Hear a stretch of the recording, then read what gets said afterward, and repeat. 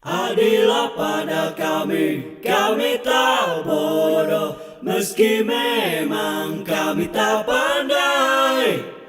Tapi kami berjanji akan tetap mengkritik sesuai isi hati. Hei penguasa, ini kami rakyat jelata. Engkau ada untuk siapa? Hei penguasa, ini kami rakyat jelata. Mau sampaikan semua keluh kesah. Bekerjalah dengan hati, pakai empati. Jangan banyak intrik, apalagi bikin taktik. Bijaklah dalam membuat peraturan. Jangan sampai bikin aturan yang berat sebelah. Ya, ini kan bukan objek penelitian. Kan sudah menghina saya sehina-hinanya. Sudah menuduh ijazah itu ijazah palsu. Sudah merendahkan saya serendah-rendahnya. Ya nanti dibuktikan lewat proses hukum. Nanti akan kita lihat di proses di pengadilan seperti apa. Sahabat, Jokowi marah besar. Dan kita lihat dari tekanan intonasinya, kita bisa menghayati bagaimana kemarahan Jokowi karena terus-menerus diserang oleh civil society, oleh para tokoh-tokoh kritis. Dan mungkin dampak dari kemarahan Jokowi inilah yang membuat adanya pergerakan-pergerakan termasuk pelaporan ke Polda Metro Jaya. Dan salah satunya adalah Pak Rizal Fadilah yang hari ini sudah diperiksa di Bareskrim, tapi statusnya sebagai saksi pelapor ya, yang melaporkan sejak beberapa bulan yang lalu, 3-4 bulan lalu, terkait dengan dugaan ijazah palsu Jokowi. Selain Pak Rizal ada Pak Medi dan Pak Rustam Effendi. Nanti kita coba lihat cuplikannya sedikit ketika Pak Rizal mendatangi Bareskrim. Kemudian selain dipanggil oleh Bareskrim, Pak Rizal juga dipanggil oleh Polda Metro Jaya dari pelaporan Jokowi. Nah, kalau yang di Bareskrim dipanggil sebagai saksi pelapor, maka yang di Polda Metro dipanggil sebagai saksi terlapor. Meskipun kemarin kita sudah mendiskusikannya bahwa mestinya ini dibatalkan, laporan Jokowi ini gugur karena beliau adalah seorang pejabat. Pejabat itu tidak boleh melaporkan pencemaran nama baik. Nah, tapi tidak apa-apa, kita akan coba lihat dulu bagaimana pembahasan ini terkait dengan analisa seorang Rocky Gerung yang mengatakan ya mungkin saja Jokowi menang, tapi secara moral kalah telak. Oke, kita langsung lihat. Ini detik-detik Pak Jokowi pulang dari Jakarta ya. Langsung ditanya oleh wartawan. Ibu Iriana masuk ke rumah. Sehat Pak. Pak Jokowi. Welcome back to Solo, Pak. Datang di kota Solo, Pak. Oleh-olehnya dari Pak terkait tanggapan ijazah itu kan dinilai mengkriminalisasi pengamat peneliti Pak. peneliti. Laporan Bapak dinilai. Apa Pak tanggapannya? Ya ini kan bukan objek penelitian. Kan sudah menghina saya sehina-hinanya. Sudah menuduh ijazah itu ijazah palsu. Sudah merendahkan saya serendah-rendahnya. Ya nanti dibuktikan lewat proses hukum. Nanti akan kita lihat di proses di pengadilan seperti apa.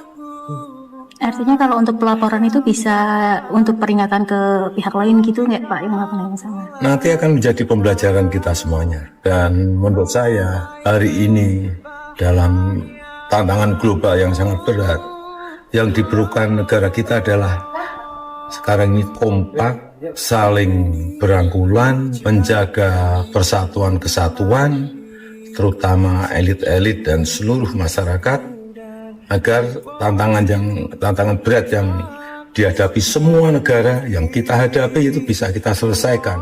Bukan hal yang mudah sekarang.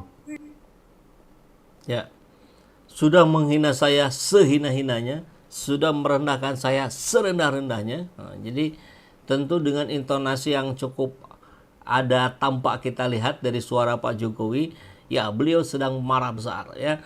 Dan ini tentu tidak akan terjadi kalau di 2014 kemarin Pak Jokowi menunjukkan ijazahnya, kan begitu dalam pandangan banyak pihak. Nah, apakah karena kemarahan ini pula kemudian kita melihat ya ada pelaporan-pelaporan yang muncul, misalkan yang hari ini sudah didatangi oleh Pak Rizal, ini panggilan dari Bareskrim kepada Rizal Fadilah Sarjana Hukum dengan alamat tim pembela ulama aktivis Jalan Rawamangun nomor sekian dan seterusnya. Di sini sudah ada pasal-pasalnya yang dibuat oleh Bareskrim sendiri. Nah, ini yang menarik ya. Kemudian di luar itu, nah ini tadi Pak Rizal sudah datang ke Bareskrim. Saya bersama Pak Rizal ini udah di lantai 4 Bareskrim Mabes Polri.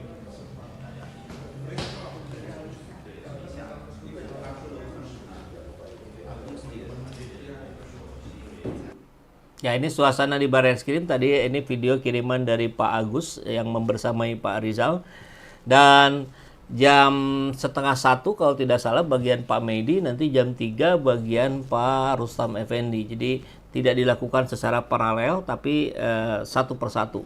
Mungkin sekaligus untuk meng-cross check. Sebelumnya sudah ada Pak Damai Hari Lubis tanggal 27 April yang juga sudah mendatangi Bareskrim sebagai saksi pelapor. Jadi proses hukum ini bersamaan. Kalau bahasanya Pak Rizal ini memang perang semakin terbuka katanya, kurang lebih begitu ya. Kalau tadi panggilan dari Bareskrim untuk hari tanggal 8 ini, suratnya tanggal 5 kemarin ya, ini undangan dari Polda Metro Jaya kepada Pak Rizal Fadilah sebagai saksi terlapor. Kalau ini saksi terlapor ya, dengan pasal 310, 311, pasal 35 junto pasal 51 dan seterusnya laporan dari Joko Widodo Insinyur Haji sebagai saksi ya, saudara selaku saksi diminta menemui penyidik IPTU dan seterusnya. Nah, ini semakin menarik pembahasannya untuk kita, dan tentu kita juga berharap bahwa keadilan ditegakkan. Ini saatnya menegakkan keadilan. Begitu ya. Jadi yang menarik juga tulisan Pak Rocky Gerung yang mengatakan, oh mungkin saja Jokowi ini menang secara hukum, tapi dia akan tetap kalah secara moral, kalah telak. Jadi mari kita bahas, kita coba analisa ya, warisan etika kepemimpinan Joko Widodo dalam pusaran ijazah ini. Ya, meski mungkin menang telak secara hukum, Jokowi tetap tidak akan bisa menghindari hukuman moral dari publik. Sebab dalam demokrasi, kepercayaan adalah mata uang utama kepemimpinan. Dan sekali diragukan, nilainya tak akan pernah kembali utuh. Dan pengamat Rocky Gerung menyebutnya sebagai kegagalan dalam etika kepemimpinan. Ini bukan lagi soal hukum, ini soal etika. Jokowi terlalu lama menyimpan kebenaran kalau benar, atau versi kebenarannya soal ijazah. Mengapa isu ijazah ini tidak selesai dari dulu? Jika benar ijazah itu otentik, valid, sah dari UGM, maka pertanyaan publik sebenarnya sederhana. Mengapa tidak dibuka dari awal? Kenapa tidak direspon sejak 2014 saat isu ini muncul? Justru Jokowi membiarkan isu ini bergulir bertahun-tahun, diam dalam narasi, dan hanya bicara bila terdesak atau menjelang momentum politik tertentu. Ini yang Rocky maksudkan sebagai permainan suasana, memanfaatkan keraguan publik sebagai alat kontrol opini dan simpati, sehingga muncul dukungan yang berasal dari keraguan justru gitu. Nah, dalam politik diam bisa jadi strategi, tapi dalam etika kepemimpinan diam bisa berarti pengkhianatan terhadap rasa hormat publik. Maka demokrasi memang tidak takut pertanyaan. Rocky mengingatkan, rakyat dalam demokrasi punya hak untuk bertanya, dan kepemimpinan yang baik tidak lari dari pertanyaan, apalagi membalas dengan pelaporan pidana setelah lengser. Mengapa justru setelah tak menjabat Jokowi menggunakan pendekatan hukum? Bukankah selama menjabat ia punya perangkat negara untuk membuktikan kebenarannya secara terbuka?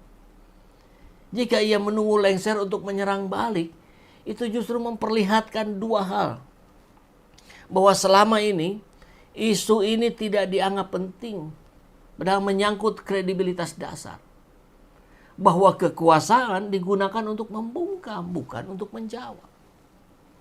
Nah, kemenangan hukum sebetulnya bukan pembenaran etik.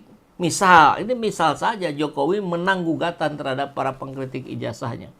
Tetap saja publik mencatat bahwa ia lambat merespon keraguan fundamental. Ia tidak menunjukkan keterbukaan sejak awal. Ia menempuh jalur hukum setelah kekuasaannya berlalu, bukan saat ia bertanggung jawab secara langsung sebagai pejabat negara. Apa artinya ini? Secara hukum ia mungkin benar, tapi secara etika ia kehilangan legitimasi moral. Dan moralitas itulah yang akan menjadi penilaian sejarah. Dan tentu seperti Pak Jokowi katakan, ini pelajaran bagi kita semua. Isu ini bukan soal surat kertas bernama ijazah semata. Ini soal bagaimana seorang presiden menyikapi keraguan rakyat. Seorang pemimpin harusnya menjawab dengan transparansi, bukan menyimpan dan menyerang balik. Maka Rocky menyimpulkan bahwa pemahaman Jokowi tentang demokrasi hanya prosedural, bukan substansial. Ia memahami jabatan, tapi ia melupakan akuntabilitas personal.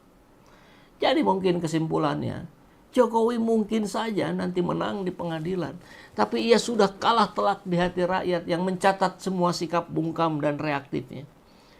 Dan sejarah akan lebih mengingat lagi. Karena dalam demokrasi, bukti hukum bisa dibantah, tapi luka etika sulit disembuhkan.